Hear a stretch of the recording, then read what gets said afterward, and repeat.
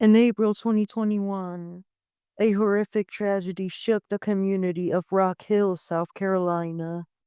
Phillip Adams, a former NFL player, brutally murdered 6 people before killing himself.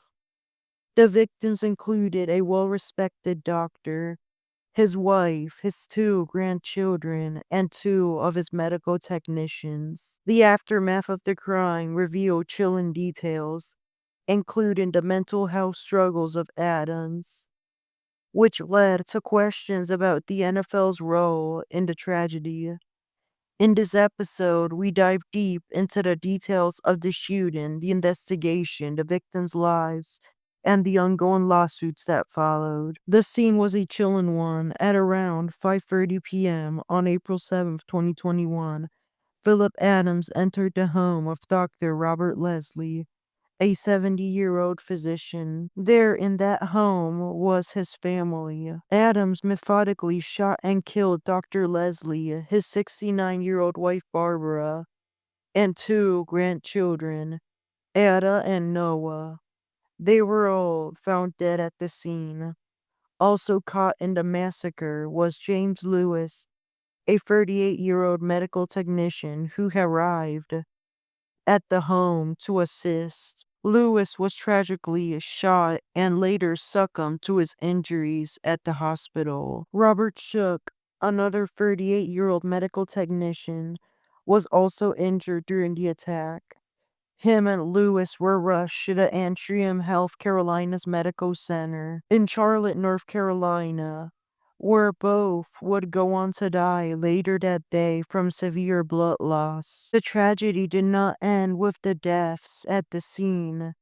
Phillip Adams, the football player and shooter who was 32 years old, fled that home and went to his parents' residence. Law enforcement tracked him down to the parents' home, where he shot himself when officers arrived. Then, into the dawn of the next day, his dead body was discovered inside that home. The bodies dead at the scene, being that doctor's home, were taken to the York County Coroner's Office. That is also where the body of Phillip Adams was taken. The ones of the victims were confirmed to have been murdered, and Phillip Adams was confirmed to have committed suicide.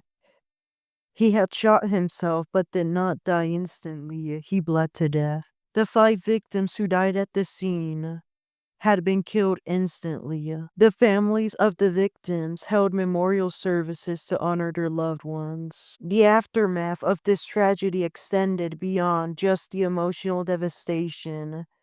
Legal battles began to unfold. One of them was in April 2023.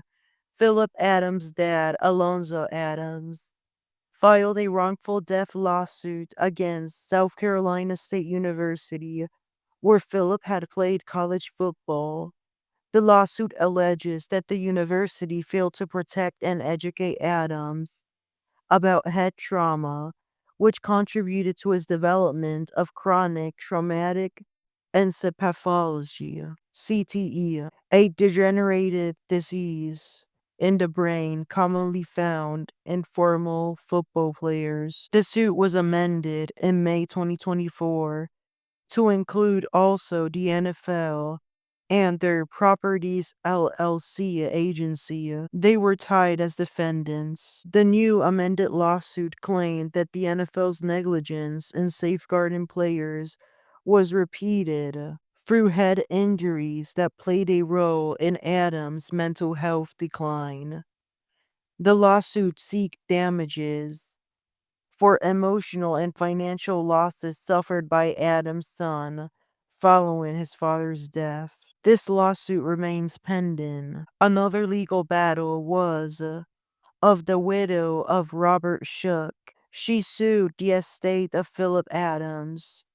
The lawsuit, which is still pending, seeks justice for the murder of her husband, as well as damages for the pain and suffering caused by this shooting. The tragedy in Rock Hill left a community shattered and families mourning.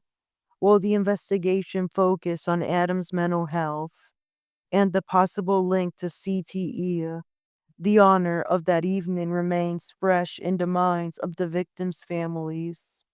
The lawsuits now in progress may shine a light on ongoing issues of player safety in professional football, but they also bring the forefront questions about how we protect the mental health of athletes once their playing days are over. The events of 2021 and the life lost will never be forgotten. It is not the fault of Phillip Adams, nothing's his fault.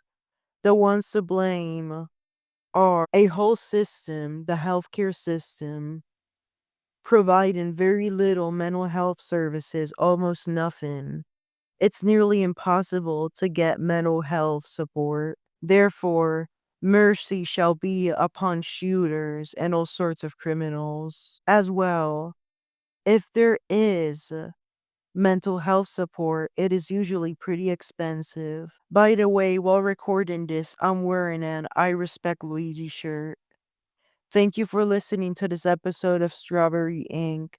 If you found this case interesting, make sure to subscribe to the podcast, to its YouTube channel, subscribe, and to follow this show on other platforms as well as socials. Stay tuned for more stories about crimes, its victims, and the legacies they leave behind. We'll see you next time. Have a good rest of your day.